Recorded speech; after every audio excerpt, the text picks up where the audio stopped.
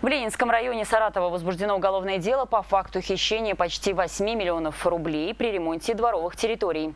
Об этом сегодня сообщила прокуратура Саратовской области. Надзорное ведомство установило, что подрядчик, заключивший муниципальный контракт на ремонт дворов, не имел намерений выполнить его надлежащим образом. Фирма использовала некачественные материалы. Также она нарушала технологический процесс при ремонте асфальтобетонного покрытия, что привело к его разрушению.